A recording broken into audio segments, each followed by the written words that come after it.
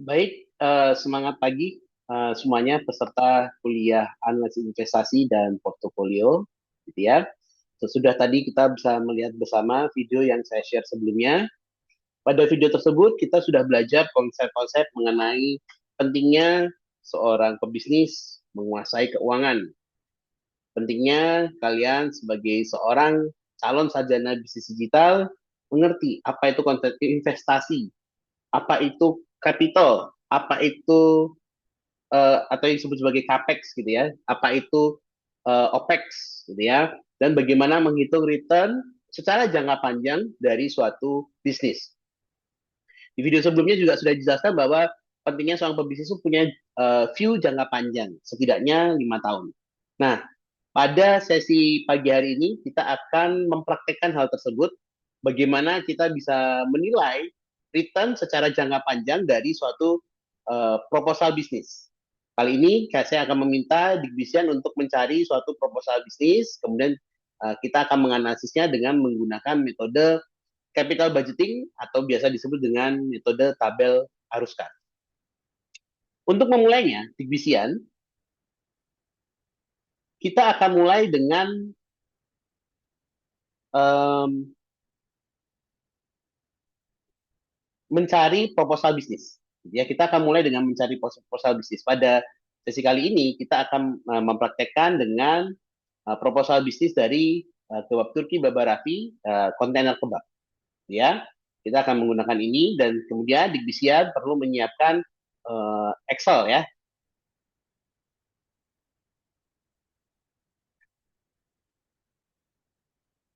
Nah,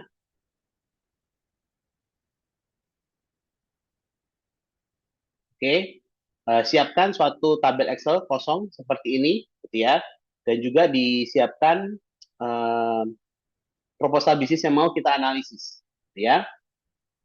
Nah, dari tabel Excel tadi, ya, kita akan buat informasi-informasi terlebih dahulu, gitu ya, sama dengan keterangan, kemudian volume, kemudian satuan, ya, kemudian harga satuan, kemudian total, kemudian kita lihat dari tahun ya, tahun ke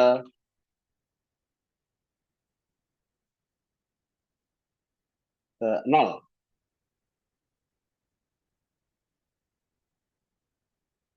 tahun 0,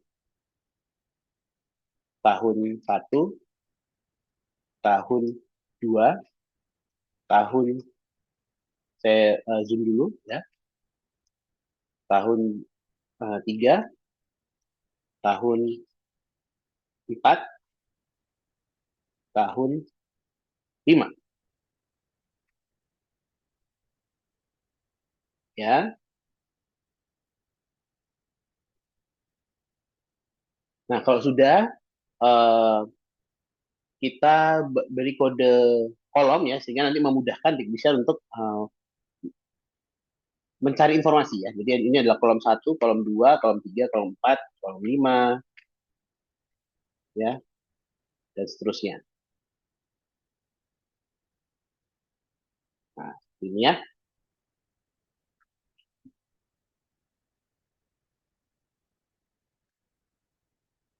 Oke. Nah, kalau sudah ya um, kita sedikit warnai yang berbeda gitu ya karena ini adalah informasi, kemudian kita kasih misalnya warna abu-abu gitu ya.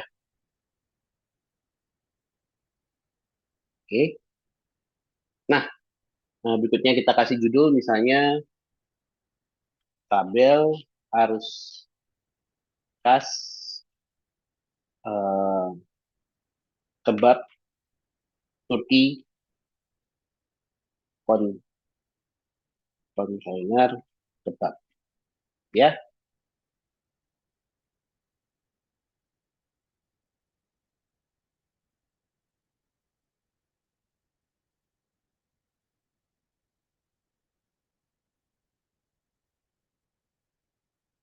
Nah, kemudian kita mulai pertama kali ya dengan mencari asumsi-asumsi dulu, asumsi-asumsi yang digunakan pada tabel arus kas ini ya. Pertama, kita buat dulu asumsi, asumsi yang digunakan.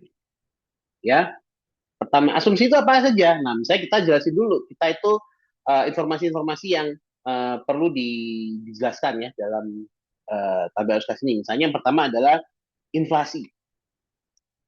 Nah, misalnya adalah yang pertama adalah inflasi. Ya, berapa inflasi di Indonesia gitu ya? Nah, sekarang kita bisa cek ya, kalau misalnya kita cek informasi di sini bisa bisa coba ya di Google aja inflasi di Indonesia, dicari misalnya saya di sini saya menggunakan data dari Trading Economics gitu ya. Ternyata inflasi di Indonesia kalau kita tarik secara 5 tahun gitu ya sempat di 2%, bisa sempat di 1%, bahkan sempat tertinggi di 5% gitu ya. Kalau terakhir adalah posisinya adalah di 0, bahkan deflasi minus 0,09. Sebenarnya juga hal yang belum begitu baik ya. Tapi kalau bisa kita rata-rata, ya kita bisa lihat ya rata-ratanya di sekitaran 3%-an gitu ya. Sempat di atas 5%, bahkan sempat di bawah 3%, bahkan 1,5%. Tapi kalau kita rata-rata 5 tahun terakhir itu di angka 3%. Jadi sehingga kita bisa gunakan data 3% gitu ya sebagai patokan inflasi. Patokan inflasi ini artinya apa? Setiap tahun harga itu cenderung naik. Naiknya sebesar berapa? Sebesar 3%. Ya,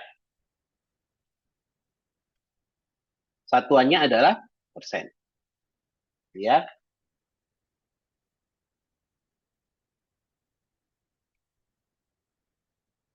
persen per tahun. Nah, ya. Kemudian apa lagi? Nah, misalnya adalah pajak, ya, pajak eh, pajak daerah, gitu ya. Eh, Pajak, tentunya di bisa pernah lihat ya. Oh, restoran ini telah dikenakan eh, pajak sebesar 10%. Nah, gitu ya. Pernah dengar ya seperti itu ya kalau misalnya teman-teman makan di restoran ya. Jadi pajak 10%. 10% dari apa? Eh, 10% dari omset. Ya. Kemudian eh, kita juga sering mendengar ya, tenaga kerja itu kan eh, ada kenaikan gaji. Nah, gitu ya. Kenaikan gaji setiap tahunnya. Ini perlu kita prediksi. Setiap tahunnya itu eh, gaji itu meningkat berapa sih? Nah, ya, gaji pegawai. Nah, misalnya kita melihat kenaikan UMK Surabaya, misalnya ini bisnisnya terletak di Surabaya, ya. Jadi kalau bisa kita lihat UMK Jawa Timur telah ditetapkan eh,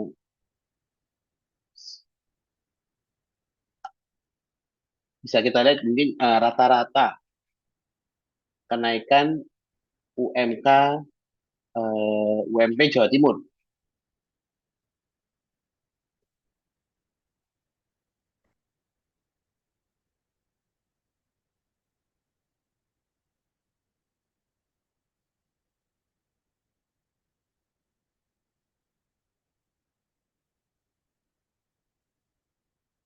ya.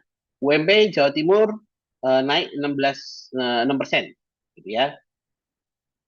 Jadi ya tentunya ini tidak selalu pasti ya, tapi kalau misalnya kita cek em, kalau secara rata-rata ya di sekitaran 6% ya. UMP Jawa Timur naik gitu ya 6% dan seterusnya. Ya kita misalnya patokan aja ya. Berarti artinya apa? Em, Kenaikan gaji adalah 6%. Kenaikan gaji adalah 6% dari gaji. Ya. Kemudian berikutnya lagi adalah jumlah gaji. jumlah gaji ada berapa kali? Nah, ya, biasanya kita menggunakan bukan 12, tapi ada 13 karena ada THR. Nah, ya, 13 kali per tahun. Nah, jadi setiap tahun itu kita memberikan gaji itu 13 kali. Bukan dalam persen ya. Di, ya,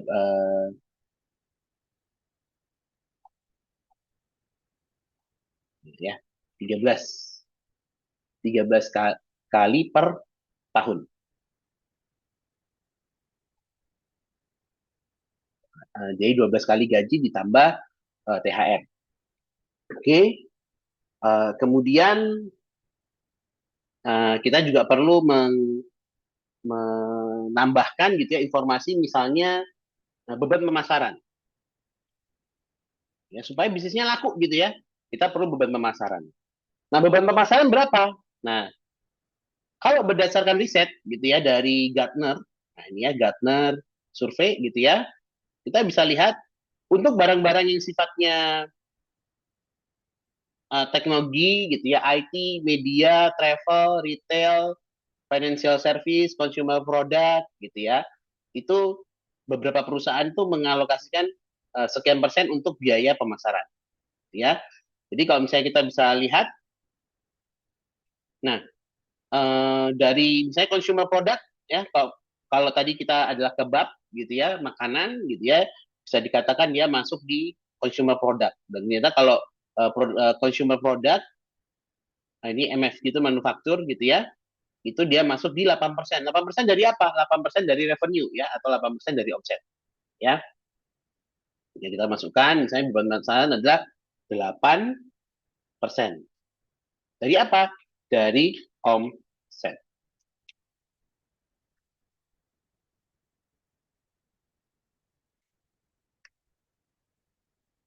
Ya, atau kita pakai dari revenue gitu ya.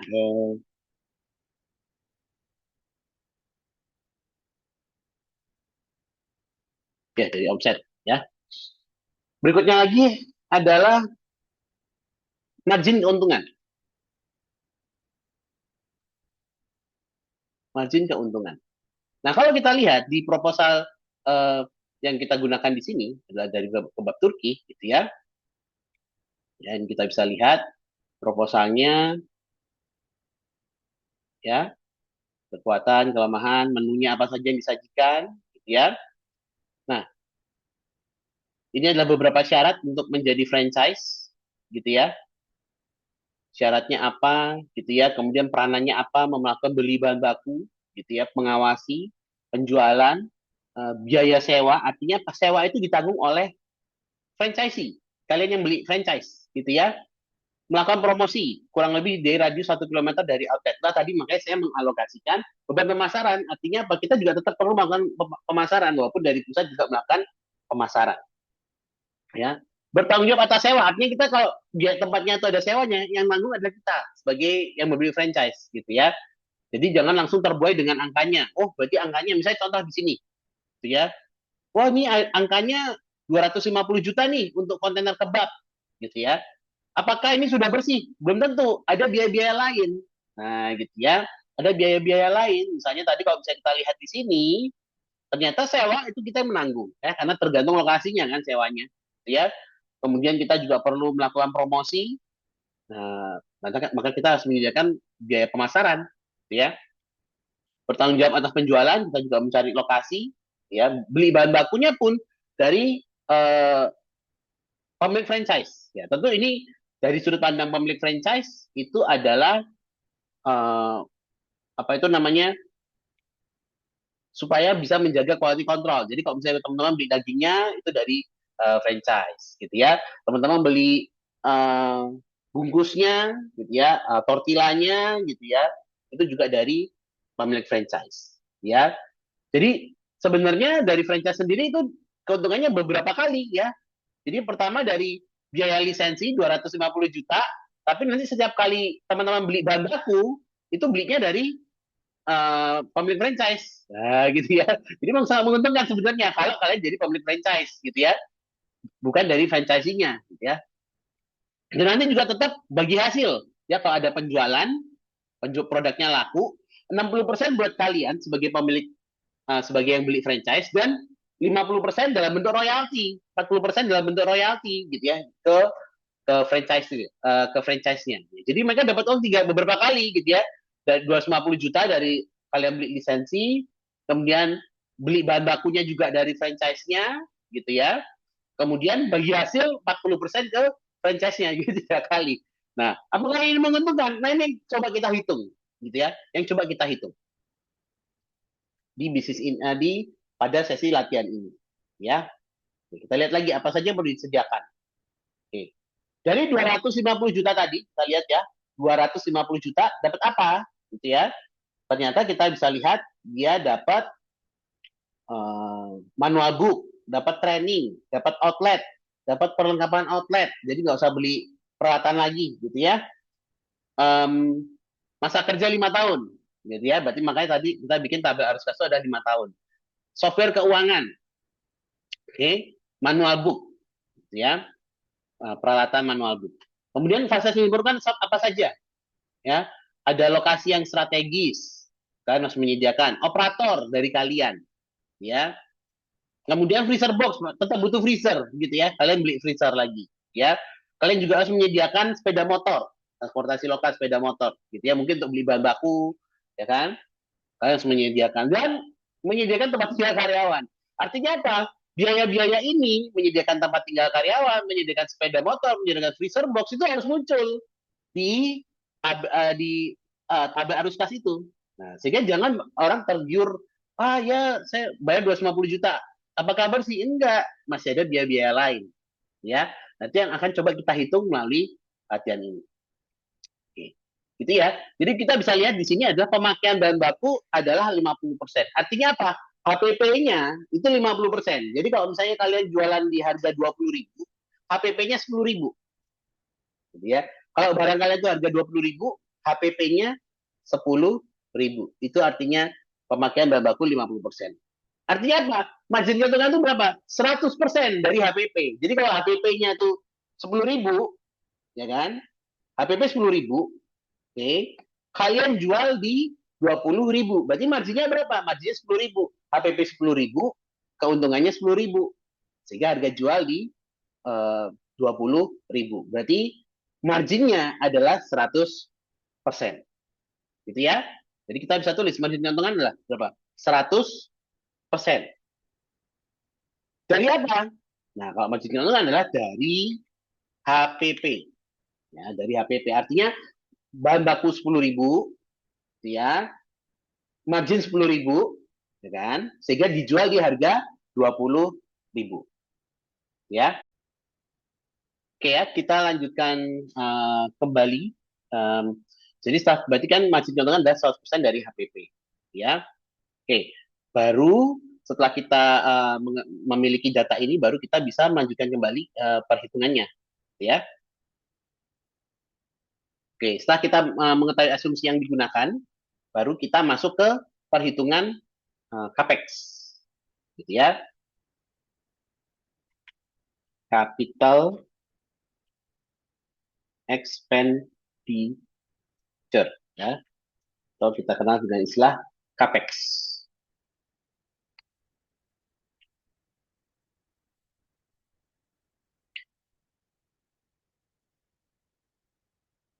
Nah, capex, apa itu maksudnya capex? Capex adalah biaya-biaya yang kita keluarkan di awal, gitu ya. Biaya-biaya yang kita keluarkan di awal. Oke, apa saja yang kita keluarkan di awal? Kita bisa lihat tadi, pertama adalah 250 juta, ya, 250 juta. 250 juta ini kita dapat apa aja, gitu ya.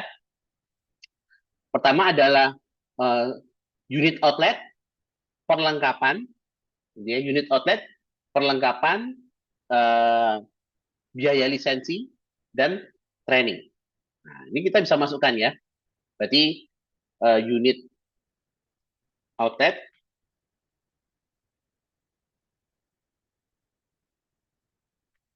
biaya unit outlet, oke. Okay. Kemudian apa tadi? Paket perlengkapan outlet, gitu ya. Biaya paket perlengkapan outlet, oke. Kemudian biaya pelatihan, oke. Kemudian eh, pelatihan karyawan, oke. Kemudian manual book, oke. Kemudian ya tentunya biaya lisensi ya, biaya lisensi franchise.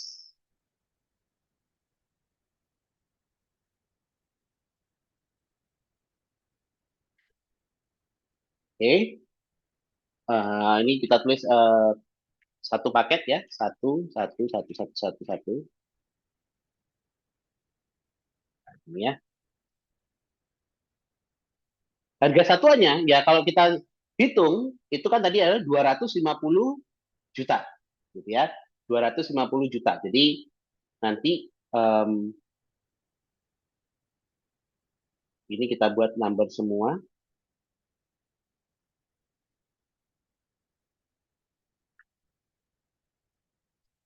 ya. Jadi 250 juta.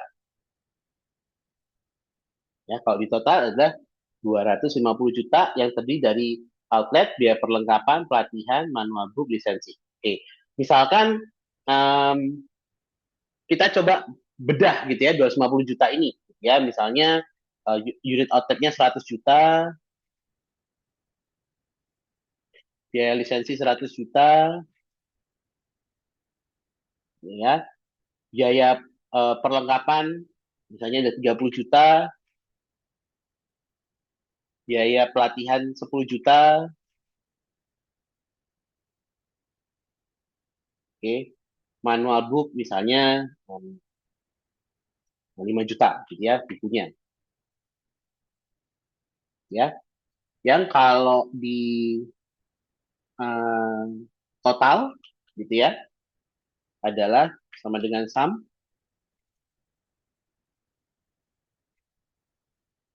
Nah, kalau ini ini masih 250 juta kebanyakan ya. Ini totalnya harus di 250 juta. Misalnya ini 5 juta, biaya pelatihan karyawan adalah eh, 5 juta, biaya perlengkapan adalah 40 juta. Oke. Mungkin dekorasi mungkin ya, bisa kita tambahkan eh, biaya renovasi dan dekorasi satu paket ya 10 juta.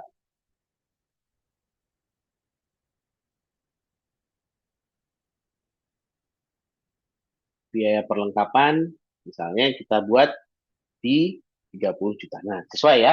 250 juta itu seperti di sini ya, 250 juta. Tapi apakah cukup dengan itu saja? Nah, ternyata enggak. Ingat tadi biaya-biaya ada biaya-biaya lain gitu ya. Misalnya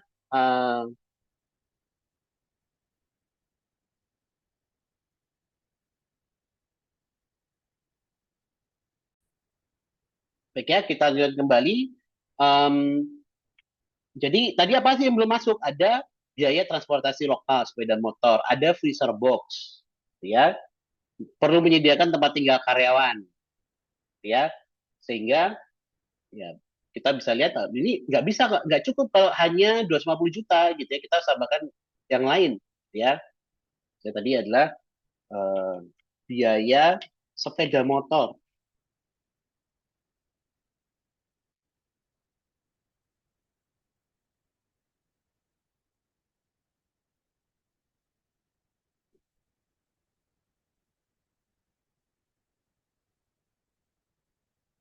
ya.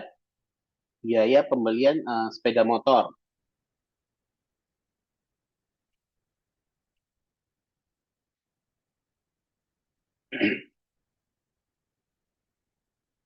biaya pembelian sepeda motor misalnya satu unit, gitu ya. Harga sepeda motor berapa? Nah, kita coba lihat, ya. Ya, harga yang murah-murah deh. Harga motor Beat. Nah, 2025 terbaru. Nah, berapa kita lihat ya. Ya, 2025 di sekitaran 18,5 sampai 19,93 juta. Misalkan kita buatkan di 20 juta gitu ya. 20 juta. Oke ya.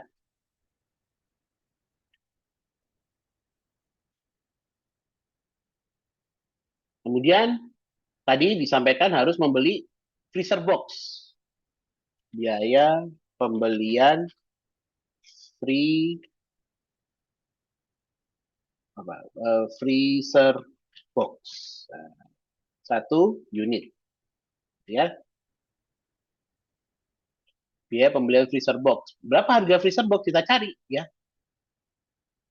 Harga freezer box.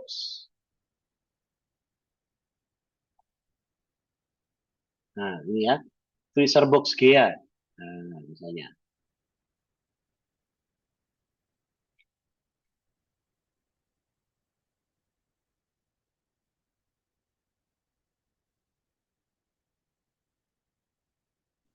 Freezer box 1 liter, 1,4 juta, 1,5 juta, 2,750, 2 juta, 1,750. Ya, anggap saja kita ambil yang tertinggi ya di 2 juta.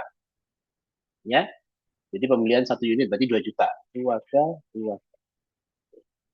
Ya, sehingga kalau kita hitung um, total biaya kita di awal adalah 272 juta. Ya, 272 juta. Ini biaya yang kita keluarkan di awal alias di tahun ke-0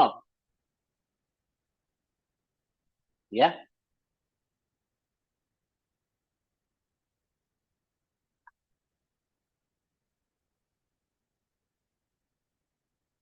Saya tulis dulu. Oke. Berarti di tahun ke-0 kita keluar biaya berapa? Nah, ini sama dengan ya, sum tutup. Nah, 272 juta. Tapi ingat, ini kan pengeluaran ya, berarti harus dikasih minus negatif sum. Nah, gitu ya. Di dalam kurungnya artinya minus ya. Ini kita kasih warna hmm, oranye misalnya ya. Oke, ini adalah capital expenditure. Ingat, capital expenditure adalah biaya modal di awal yang harus kalian siapin di awal. Ada unit outlet, perlengkapan, mesin-mesinnya, gitu ya, pelatihan, biaya manual, biaya lisensi, gitu ya. Kemudian biaya renovasi, biaya beli sepeda motor tadi disampaikan, biaya pembelian freezer box. Nah, ini adalah capital expenditure. Oke. Berikutnya kita cari adalah OPEX. Ya, operational expenditure ya, atau disebut dengan nama OPEX. Ya, kita perbesar semua ya. Operational expenditure.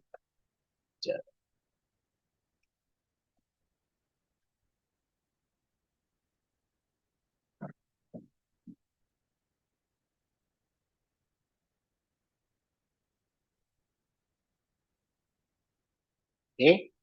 Operation expenditure itu gitu ya, terdiri dari uang masuk dan ada uang keluar ya. Uang masuk dan ada uang keluar. Nah, uang masuk berarti kita tulis sebagai operational cash in. Cash in ya. Uang masuk.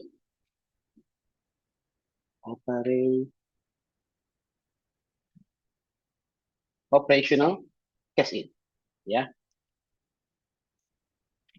Uang masuk. Jadi kita tulis sebagai penerimaan penjualan. Oke. Penerimaan penjualannya apa ya? Tentunya penerimaan penjualan makanannya, ya. Kalau kita lihat di sini di proposal, gitu ya, penerimaan penjualan disampaikan bahwa pemasukannya adalah omset rata-rata per hari 2.700.000, gitu ya. Omset rata-rata per bulan adalah kalau secara disetarakan 30 hari adalah 81 juta, gitu ya. Nah, maka perlu kita masukkan ya 2.700.000. 2.700.000. Tapi apakah ini angka yang masuk akal? Nah, kita kan ingat, kita adalah pebisnis yang kritis, gitu ya. Kita harus mengecek apa benar 2.700.000. Nah, coba kita cek ya. Kalau menurut data, nah ini data nih, baru nih, 2 tahun yang lalu, ya, kebab Turki. Rata-rata menu kebab Turki itu di harga 21.000, gitu ya, 21.000. Kebab black 21.000, gitu ya, kebab cijiu 21.000, gitu ya, kebab ayam 20.000, gitu ya. Nah, kalau harga produknya rata-rata di 21.000, kalau misalnya per hari ya laku 100 unit, gitu ya, per hari laku 100 unit, ya harusnya di 21 juta, ya, bukan 2.700.000. Kok bisa yakin nih ya dia bisa dapat 27 juta, gitu ya. Oke. Jadi kita coba ya, masukan per hari penerimaan penjualan misalnya per hari itu ada 100 uh, pitches, gitu ya, pitches per hari, ya. Di mana rata-rata harga satuannya tadi berapa? 21.000, ya, 21.000. Nah, berarti um, kita freeze dulu ini ya, freeze view-nya, kita freeze.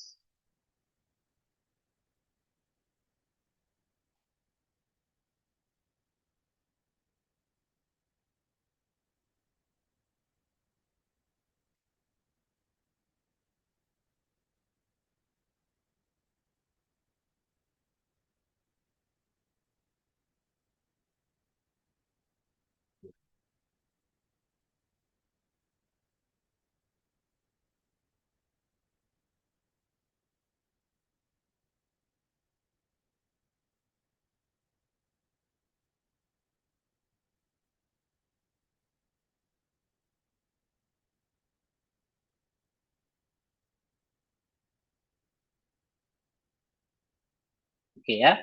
Nah, ini uh, penerimaan penjualan berarti harga per unitnya adalah 21.000. Ya, kebanyakan 21.000, ya. Harga per unitnya adalah 21.000, gitu ya. Dalam setahun berarti sama dengan berapa? Ya, sama dengan 100 unit per hari, gitu ya. Dikali harga per unitnya 21.000, oke, dikali, gitu ya, dalam setahun. Nah, setahun tuh berapa patokannya? Nah, berarti dalam setahun tuh misalnya ada 250 hari aktif, gitu ya. 250 hari aktif. Nah, kita tambahkan lagi asumsi, gitu ya. Hari efektif. Nah, gitu ya. Ada 250 hari kerja. Nah, gitu ya. Ini dalam um, number ya, 250.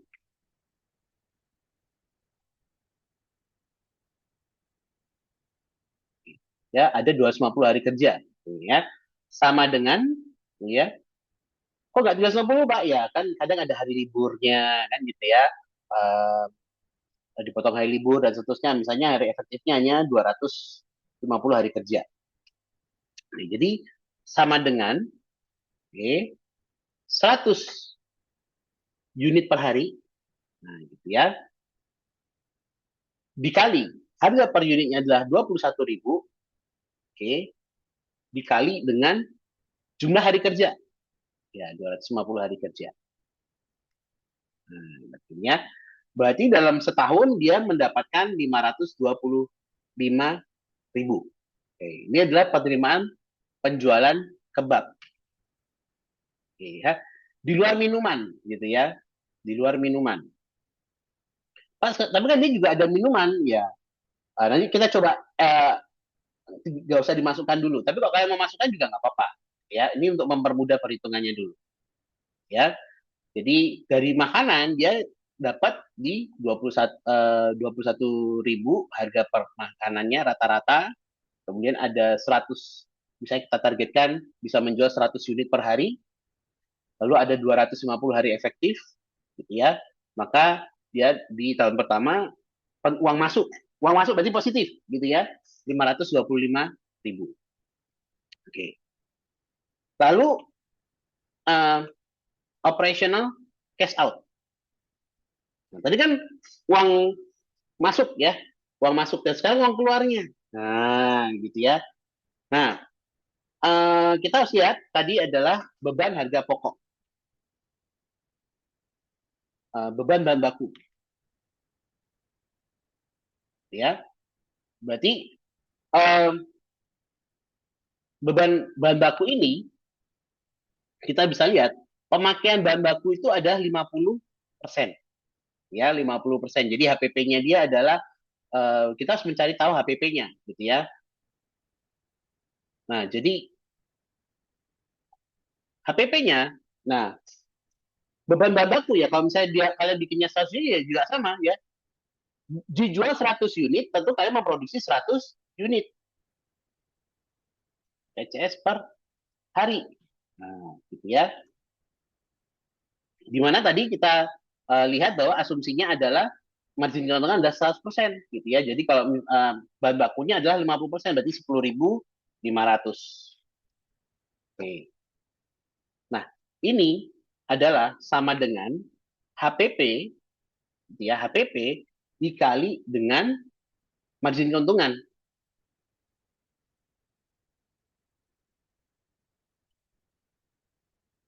Nah, dikali kurung buka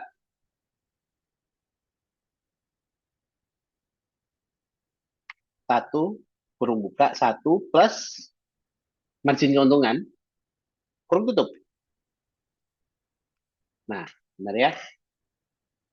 Ini adalah sama dengan 1 ya, beban bahan bakunya kan berarti 10.500, gitu ya. Kemudian marginnya adalah 100%, berarti dia dijual di 21 ribu. Rumusnya adalah 1 plus uh, I, persentase ya, 100% dari HPP. Ya, 10.500. Nah, ini karena ini adalah pengeluaran, berarti dikasih minus ya. Jadi dikasih minusnya di sini aja. Sama dengan minus ini, oke, okay, 100 unit per hari dikali harganya dikali hari efektif. Nah, seperti ini. Ya, minus 262.500.000. Ini adalah uh, biaya yang dikeluarkan untuk bahan baku. Oke, kita lanjutkan lagi ya. Tadi kita sudah dapatkan beban bahan baku. Oke. Nah, kemudian beban apa lagi yang perlu kita siapkan adalah beban gaji. Nah, beban gaji. Beban gajinya berapa? Nah, maka kita harus tahu dulu UMR Surabaya berapa.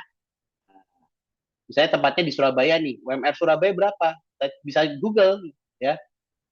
UMR Surabaya 2025 misalnya. Nah, di sini ya, 4.961.753. Ya, jadi tinggal tulis aja. Nah, ini.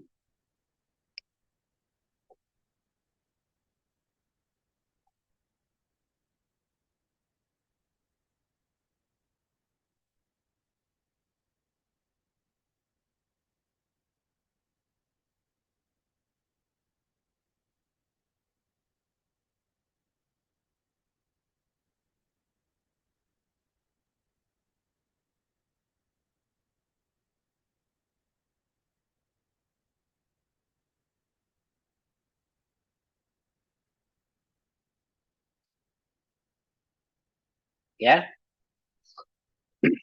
seperti ini. Jadi beban gaji persatuannya adalah 4.960. Kita punya berapa orang per bulan? Ya, gajinya kan per bulan. Misalkan tempat kita dijaga pekerja kita ada 2 orang, gitu ya, 2 orang per bulan, ya. Maka ini sama dengan 2 orang per bulan dikali UMR dikali 12 bulan. Nah, gitu ya. Kan setahun ya. Ini kan tahun pertama. Jadi disetahunkan dikali 12. Ya, jadi kita bisa dapatkan 119. Jadi kalau misalnya kalau per bulan berapa sih Pak? Ya, kita coba hitung 2 kali ini. Ya, per bulan itu di 9,9 ya. Dan ini mirip dengan perhitungan uh, ininya ya, biaya karyawan 11% di sekitar 8,9. Nah, ternyata tadi ya gajinya di 9,9 lah, ya. Ingat kita menjadi uh, analis bisnis yang kritis, ya. Oke, karena ini adalah pengeluaran maka statusnya adalah minus. Minus. Oke, kita ingin kembali beban bahan baku, beban gaji, gitu ya. Kemudian beban sewa. Oh, bentar. Beban kita lihat lagi di sini di perhitungannya ada biaya karyawan, bahan baku, utilities. Ya, utilities 1.200.000, yes. Jadi beban utilities ya, ini adalah listrik, air, nah, ya, listrik koma air, ya, adalah kita harus di sini tadi angka utilitiesnya adalah 1.200.000. Oke, 1.200.000. 1.200.000.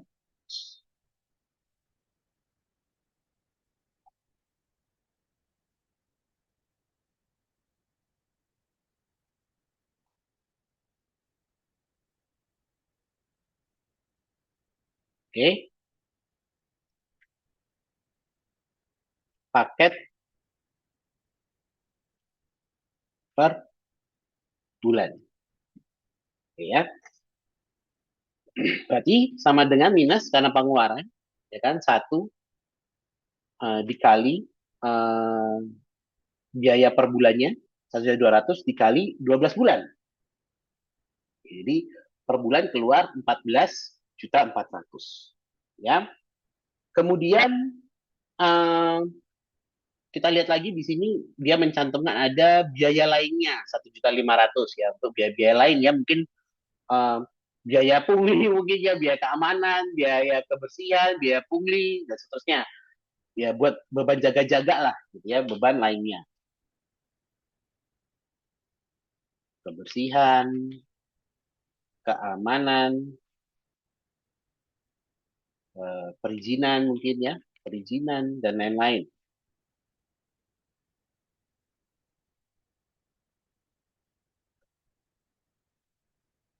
Ya, 1 paket per bulan di 1.500.000. Betul ya? 1.500.000. Oke, maka sama dengan minus 1 dikali biaya lainnya adalah 1.500.000 dikali 12 bulan. 18 juta. Oke, kemudian di sini dicantumkan apa lagi? Nah, perlu diingat tadi, ini, kembali lagi di sini. Beban bahan baku awal, freezer box, transportasi lokal. Nah, perlu menyediakan tempat tinggal karyawan. Nah, gitu ya, perlu menyediakan tempat tinggal karyawan. Ya, jadi misalnya berarti beban tempat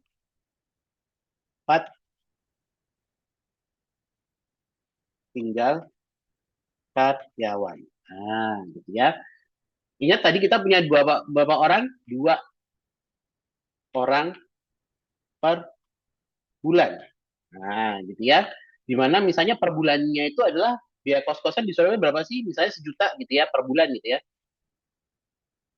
Oke. Berarti sama dengan minus karena pengeluaran 2 orang dikali biaya kos di Surabaya 1 juta dikali 12 bulan. Ya, minus 24 juta. Oke. Terus, nah nanti kalian tinggal bisa tambahkan biaya-biaya lain ya. Misalnya kalau tadi dia ada biaya royalti. Nah, ingat ya, di sini kan dia bilang ada royalti, pembagian keuntungan, gitu ya. Jadi 40% gitu ya. 40% itu diserahkan ke Kebab Turki sebagai pemilik franchise, gitu ya, yang punya franchise. 40% dari apa? Dari revenue, gitu ya.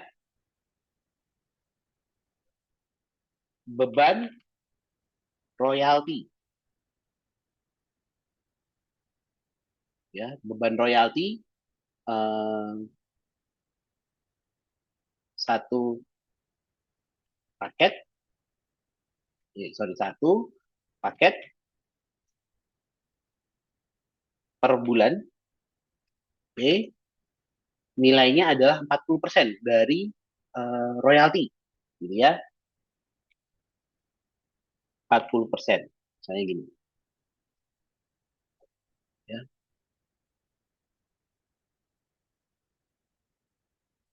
Berarti ini gimana?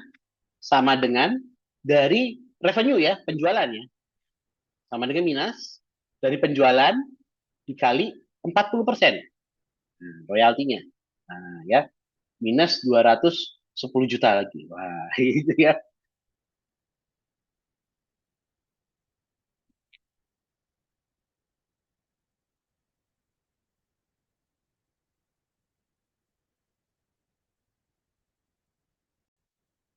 Ya, saya tadi ada sedikit kesalahan ya. Jadi sebelumnya kita jangan masuk ke royalti dulu gitu ya. Tapi diingat tadi ada pajak ya, pajak. Beban pajak dulu. Beban pajak. Nah, beban pajak adalah satu paket eh, per bulan di mana beban pajaknya ini adalah sama dengan 10% gitu ya. 10% dari omset. Nah, sama dengan 10% gini ya dari penjualan ya dikali nah ini tadi pajaknya kan 10%.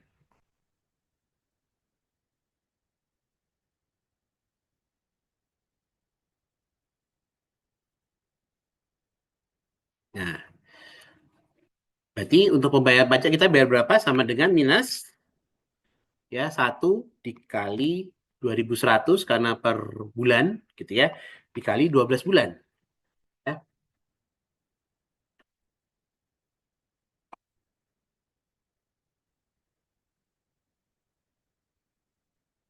Nah, ini mohon maaf salah ya. Jadi sama dengan minus dari omset dikali 10%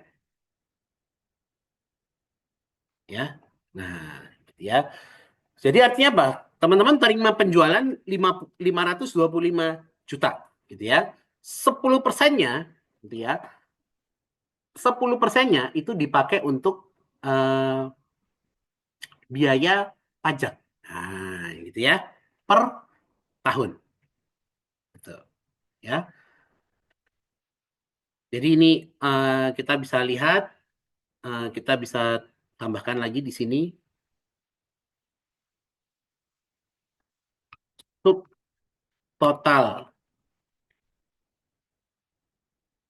cash in gitu ya. Dan ini ada subtotal cash out.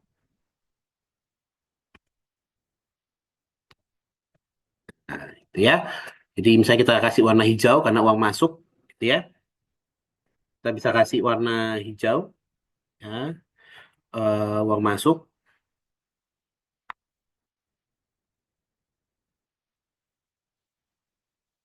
Dan ini karena uang keluar, kita kasih warna merah, ya. Berarti sama dengan sum atasnya. Oke, sama dengan sum semua pengeluaran kita. Itu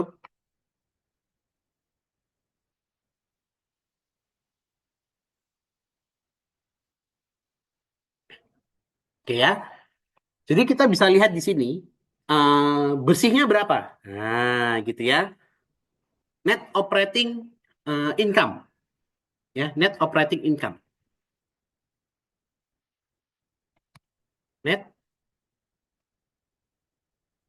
operating income ya.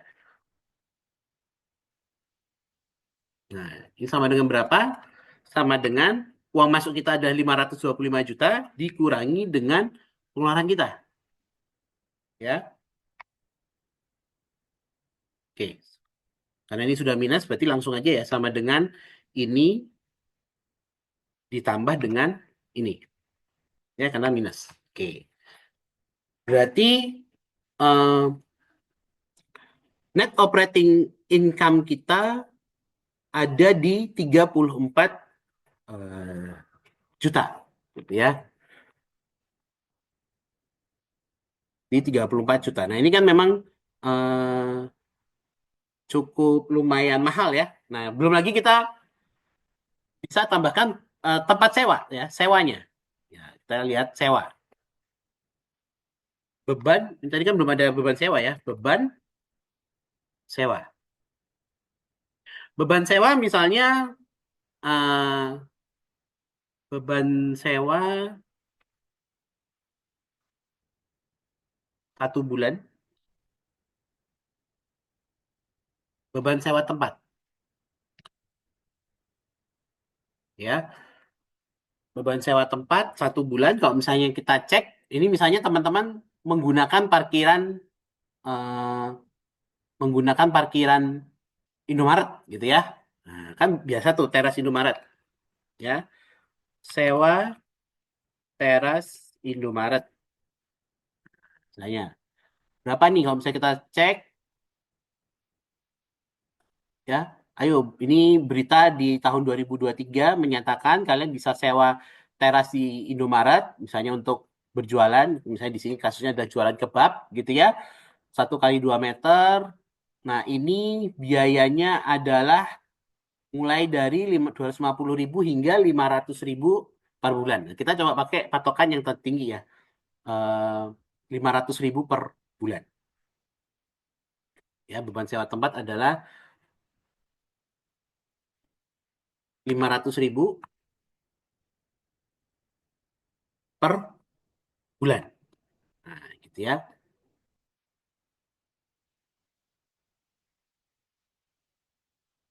Jadi kalau 500.000 per bulan, ada 12 bulan, berarti ada 6 juta ya untuk biaya sewa tempatnya.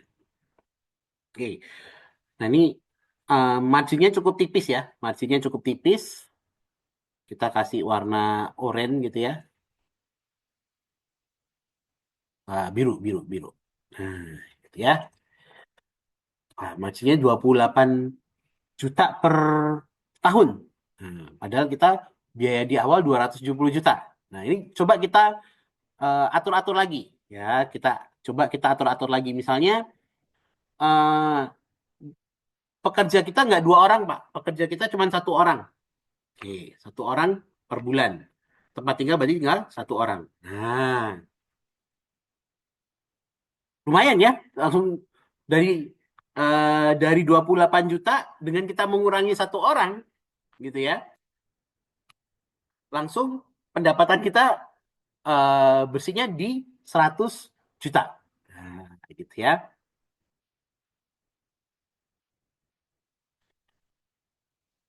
Oke. Nah, misalnya di 100 juta ini, ingat tadi ada apa? Beban royalti. Nah, ini tadi saya sampaikannya. Oh, ternyata ada net profit bagi hasil. Net profit. Jadi kita untung dulu bersihnya, kita bagi hasil. Gitu ya. Di, di berapa? Di 60 buat kalian, 40% bagi eh, franchising-nya. Nah, gitu ya.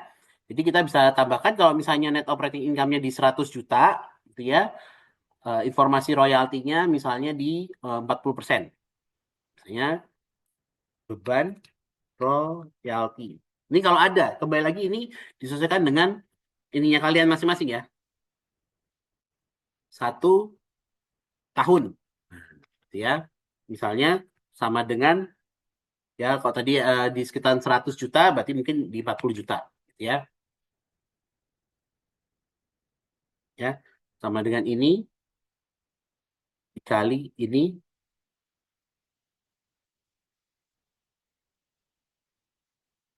Oke, ya karena ini sudah dalam waktu setahun, sudah kita langsung ini aja angkanya. Nah, gitu ya. Dikasih minus ya karena ini pengeluaran. Oke. Ya.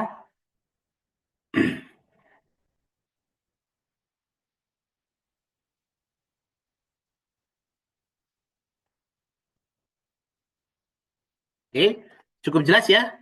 Nah, jadi kita bisa lihat beban royal bersihnya adalah di 60 juta, gitu ya.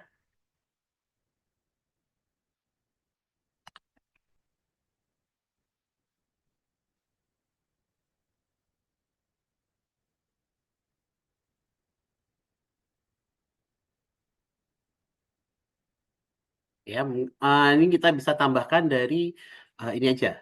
Em, sebagai asumsi ya, insert royalti 40%. 40% dari net profit. Oke, ya. Tadi setelah kita hitung kan net profitnya di 100 juta. Jadi beban royaltinya di 40 juta. Jadi seperti ini net operating income-nya. Nah, kalau kita sudah mendapatkan informasi ini, ingat ini kan baru tahun pertama. Nah, gitu ya. Kita ingin mencari sampai 5 tahun. Nah, jadi misalkan ya kita tarik sampai ke tahun kelima. Ya, ini kita tarik sampai ke tahun kelima.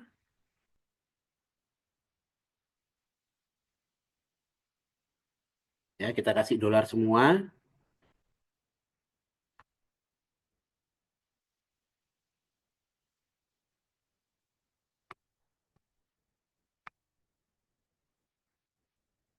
Ya, tarik sampai tahun kelima.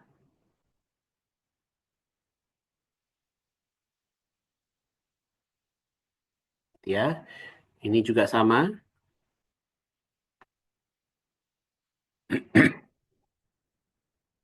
Kemudian beban bahan baku. Oke, kita tarik sampai ke di tahun kelima.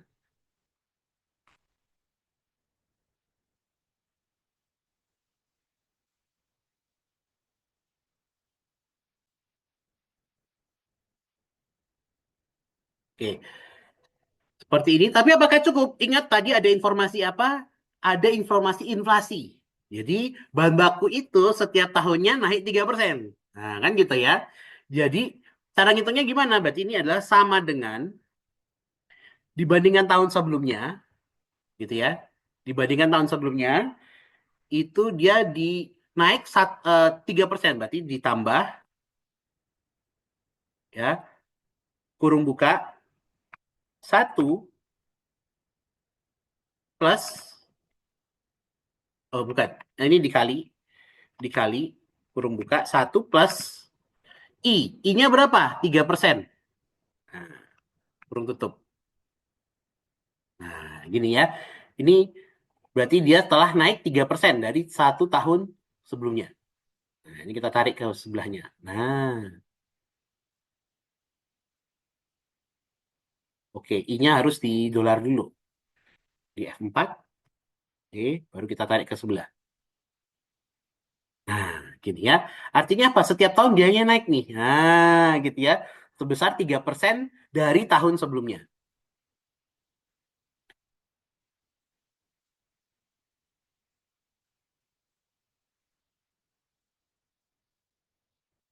Per tahun sebelumnya. Ya, meningkat per tahun. Oke. Beban gaji juga sama. ya meningkat ya. Tadi kan ada 6% dari gaji tahun sebelumnya. Nah,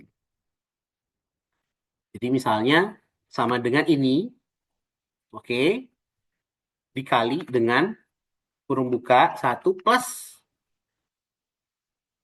kenaikan gaji 6%. 1 plus I gitu ya. Dikasih dolar, jadi 4 kurung tutup. Nah, ini ya. Artinya gajinya meningkat 6% dari tahun sebelumnya. Nah, kita tarik ke sebelahnya. Nah, seperti ini. 59% naik 6% berarti 63. 63 naik 6% berarti 66. 6%, 66 juta naik 6% dan seterusnya. Ya. Beban utilitas juga sama dengan ini dikali dengan kurung buka 1 plus ya, 1 plus I. I-nya berapa? Inflasi. F4 kurung tutup. Nah, ya, naik 3%. Setiap tahunnya listrik naik 3%. Beban lainnya juga sama dengan tahun sebelumnya dikali dengan 1 plus I. I-nya berapa? 3%. Oke, F4 ya, didolarin.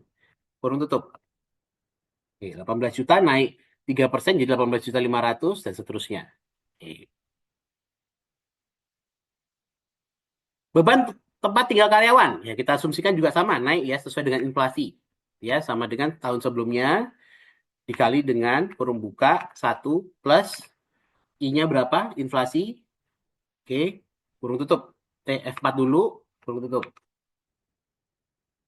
Oke, oke. Beban sewa tempat, gitu ya. Meningkat juga sesuai dengan inflasi, gitu ya. 1 plus I 3%, F4, kurung tutup.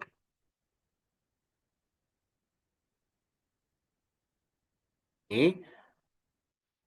Beban pajak. Nah, kita asumsikan pajak itu nggak naik. Nah, gitu ya. Pajak selalu sama. Ya, sama dengan tahun sebelumnya.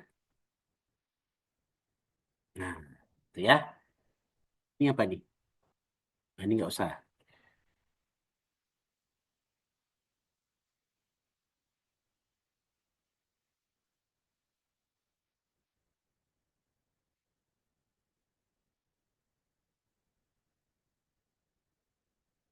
Ya, misalnya pajaknya tetap. Gitu ya. Pajak nggak ada kenaikan. Royalti juga kita asumsikan tidak ada kenaikan. Misalnya. Sama terus. Iya. Berarti subtotal cash out kita tarik ke sebelah. Nah, ya. Net operating income kita tarik ke sebelah. Gitu ya. Nah, ini ternyata wah semakin kecil ya Pak Domi ya. Dari kita terima duit 60 juta, di tahun kelima terima duitnya jadi tinggal 5 juta. Nah, maka kita juga perlu menyesuaikan bahwa penerimaan ini ada kenaikannya, gitu ya. Maka kita bisa tambahkan di sini kita targetkan kenaikan penjualan. Hmm, 10% per tahun sebelumnya. Hmm. Jadi naik, misalnya ini ya sama dengan ini tahun sebelumnya ditambah dengan kurung buka 1 plus I-nya. I-nya berapa? Kenaikan penjualan 10%. F4 kurung tutup. Nah,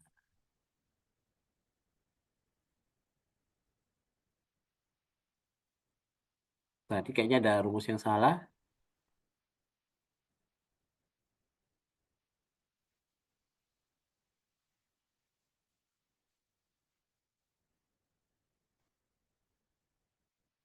Oh, dikali ya. Harusnya dikali. Nah, ya. Jadi penjualannya naik 10% dibandingkan tahun sebelumnya. Oke. Naik 10%, naik 10%, naik 10%, naik 10%. Nah,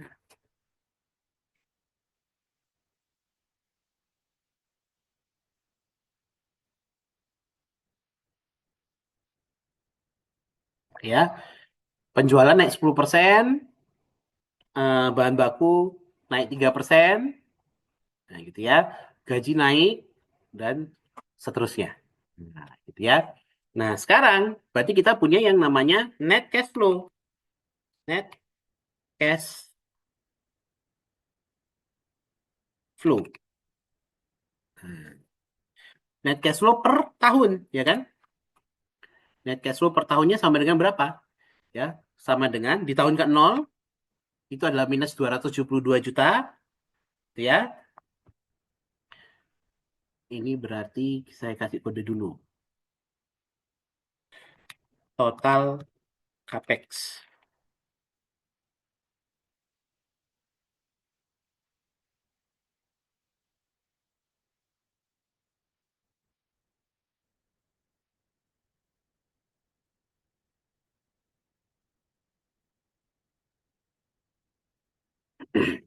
Net cash flow berarti sama dengan ini di tahun ke-0 kita kan keluar uang buat unit outlet, perlengkapan, pelatihan, manual book gitu ya. Kemudian setiap tahunnya kita dapat uang bersih sebesar 60 juta di tahun pertama, seterusnya 99 juta di tahun kedua gitu ya. Tahun ketiga 143 juta, tahun keempat 193 juta, tahun kelima 248 juta. Ini adalah net. Nah,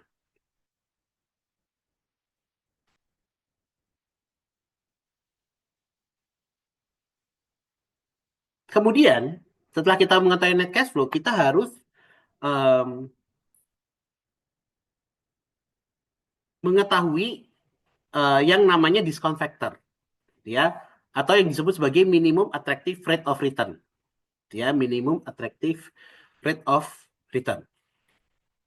Nah, jadi kita tulis ya discount factornya, discount factor at 13% MARR.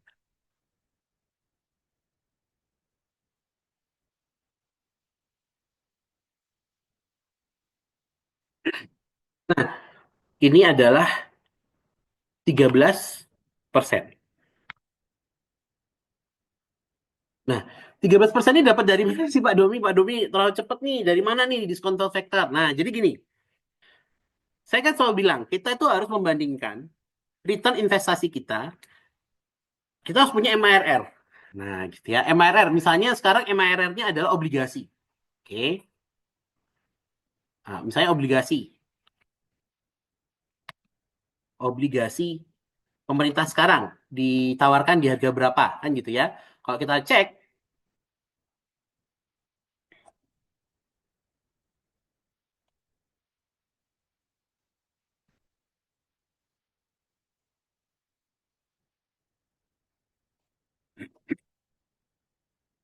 nah, obligasi sekarang adalah 6,65% atau bahkan ada 6,75%. Ya, logikanya tuh gini teman-teman.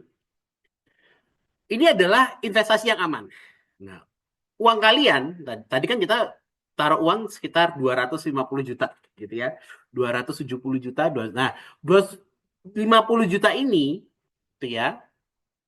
Kalau saya taruh di obligasi saya dapat 6%.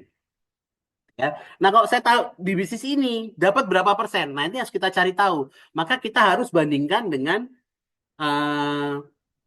MIRR-nya. Nah, gitu ya. Kita harus tetapkan dulu MIRR, minimum attractive rate of return. Nah, kalau kita tahu di obligasi, kita dapatnya 6,75%. Nah, apakah 6,75% ini bisa menjadi MIRR? Belum tentu. Ada namanya risk free rate di atasnya, gitu ya. Misalnya gini, return bisnisnya 7%. Loh, 7% sama obligasi cuma beda 0,25%. Ya nggak menarik dong, gitu ya. Nggak menarik. Maka kita tetapkan misalnya 8%. Apakah menarik? Ya nggak menarik. Selisih resiko bisnis berapa? Selisih returnnya cuma um, selisih returnnya cuma 1,25%. Oh, nggak menarik. Maka kita tetapkan bahwa MARR-nya adalah 2 kali nilai obligasi. Ya, 2 kali nilai obligasi. Maka kita harus tetapkan dulu ya, obligasi saat ini berapa ya? Obligasi pemerintah Ori Ori 26 ya tadi ya. Ori 26 berapa? Ori 27 ya. Ori 27 adalah 6,75%. Ori 27 6,75%.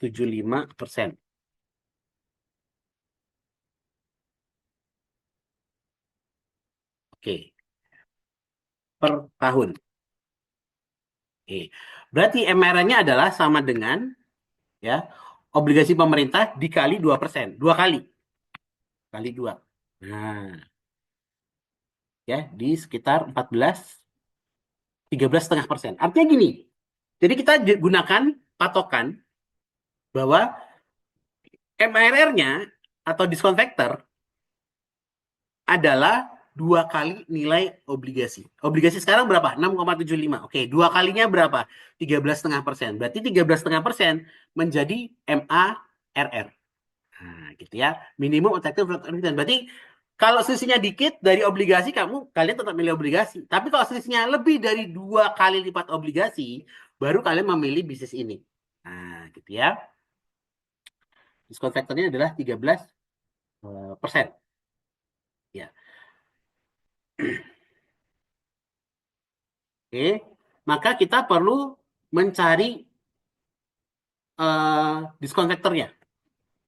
Berarti adalah sama dengan 1 plus I-nya berapa? Nah, 13%. F4. Oke, pangkat. Ya, pangkat ke atas, pangkat 0. Nah, itu ya. Ini number aja. Bukan currency, tapi number.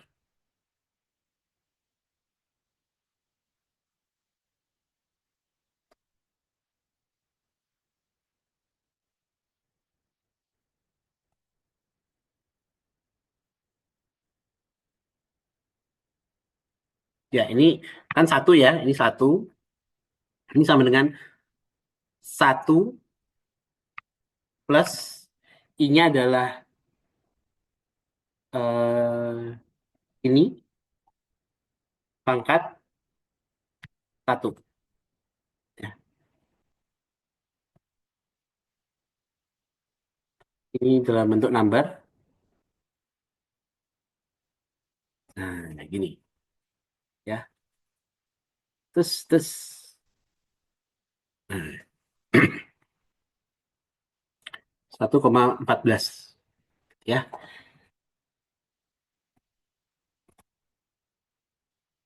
Nah, ini sama dengan 1 plus I, oke, F4 pangkat 0.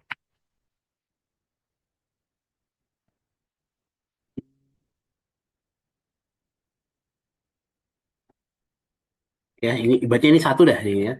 Satu. Oke. Ini sama dengan 1 plus I 4 pangkat 2. Ya, karena tahun kedua. Gitu ya.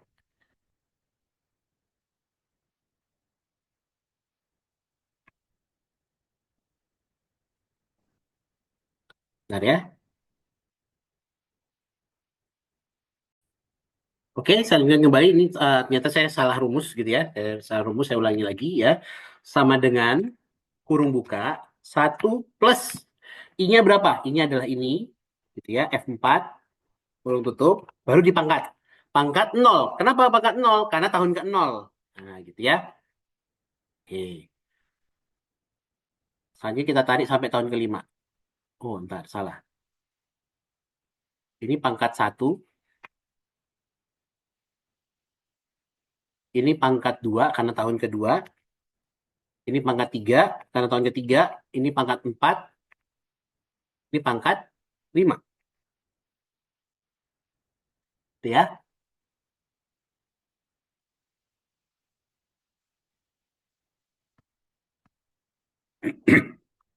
Artinya apa? Jadi kita bandingkan kalau investasi ini apakah dia bisa melebihi dari MRR ya di 13%. Oke. Kenapa? Perlu teman-teman ingat, uang sekarang kan meningkat ya karena adanya inflasi gitu ya. Jadi eh, uang yang ada ini itu belum tentu nominalnya seperti itu. Gitu. Kalian dapat uang 60 juta tapi di tahun pertama. Nah, itu kalau disetahunkan, disetarakan dengan tahun sekarang itu jadi berapa?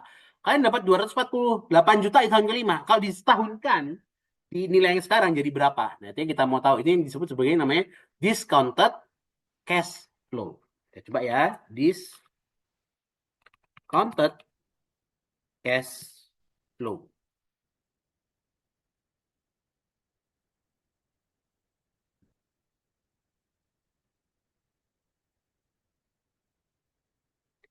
Discounted cash flow berarti sama dengan atasnya, gitu ya, dibagi dengan bawahnya, gitu ya. Tertarik? Nah, ini ya. Jadi 60 juta di tahun pertama, 60 juta di tahun pertama, kalau disetahunkan, karena ada diskon faktornya ada 13,5%, itu hanya setara dengan 52 juta. Enggak 60 juta lagi, hanya 52 juta. 99 juta di tahun kedua, itu hanya setara dengan 77 juta. Nah, gitu ya. 153 juta kalau disetahunkan, 98 juta. Disetahunkan dengan tahun sekarang. 193 juta kalau dianggap dengan tahun sekarang itu ada 116 juta, gitu ya.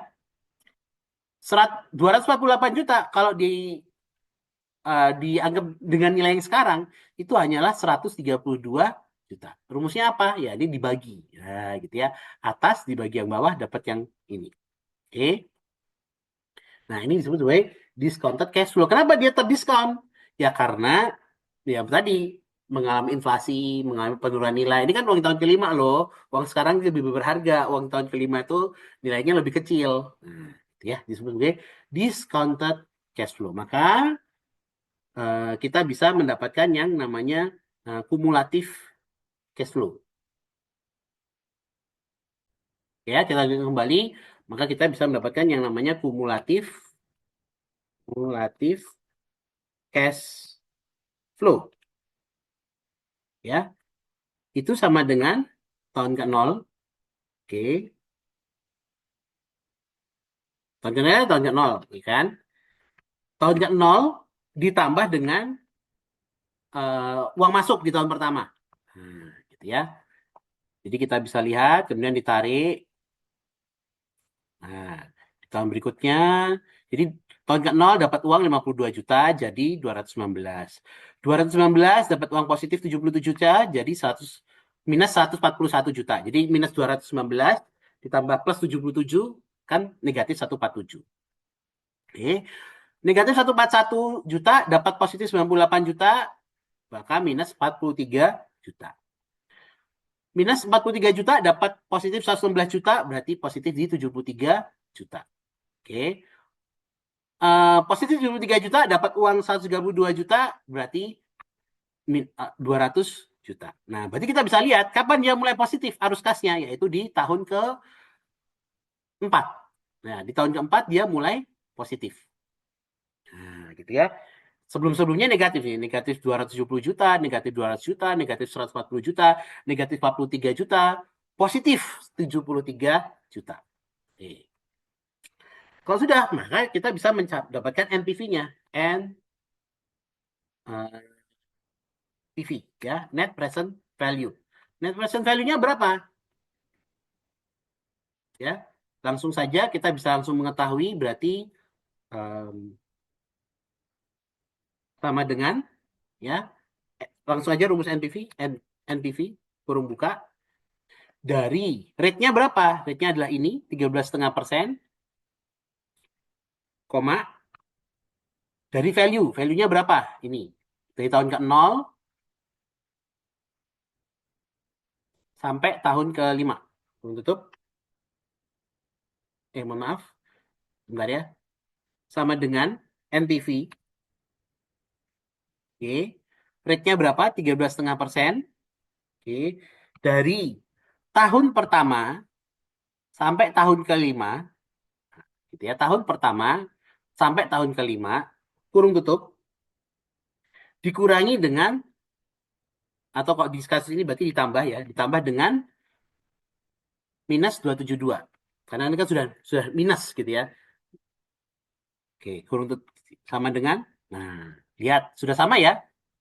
205 juta 308, 205 308. Nah, kalau ini udah sama berarti rumus NPV-nya benar. Nah, ini kan udah sama nih. Nah, gitu ya. Berarti saya ulangi lagi, rumus NPV adalah sama dengan NPV dari net cash flow tahun pertama 2, 3, 4, 5 gitu ya. Dengan rate 13,5% dikurangi dengan tahun ke-0. Cuman karena tahun ke-0-nya sudah angkanya negatif, maka kita kasih kode plus gitu ya. Plus tahun ke-0. Nah, sehingga kita bisa mendapatkan 205. Nah, kalau udah benar sama, ini sama nih. Nah, ujung dari kumulatif cash flow sama dengan NPV. Kalau benar, berarti udah benar. Nah, gitu ya. Kemudian, berapa IRR-nya? IRR. Ya. Sama dengan IRR, kurung buka, dari tahun ke-0 sampai tahun ke-5. Kurung tutup. Yes. Kita bisa mendapatkan, ternyata IRR-nya adalah 35%. Ya. Ini ada komanya nggak? Kita coba. Nah, ya. 34,9%. Ya. PA. Nah, ya, per annually ya, per tahun. Ya. Kemudian payback period.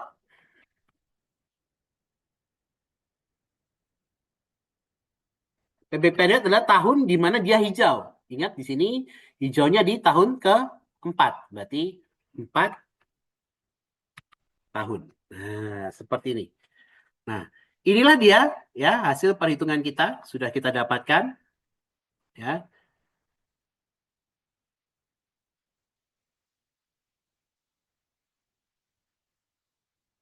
dari latihan hari ini. Gitu ya. Nah, ini adalah 3 angka yang ingin kita capai, gitu ya. Ini saya geser aja deh.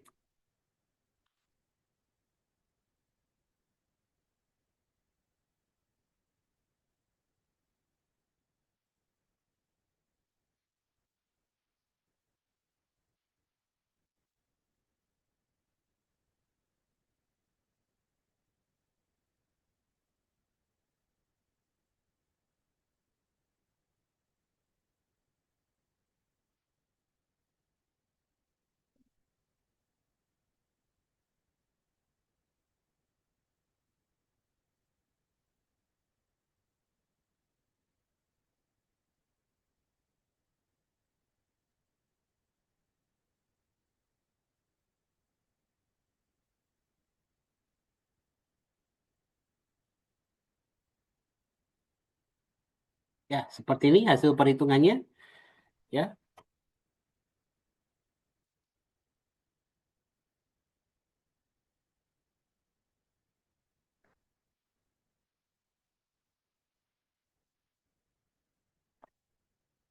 Sehingga kita sudah mendapatkan angka-angka penting yang ingin kita cari dalam latihan ini ya.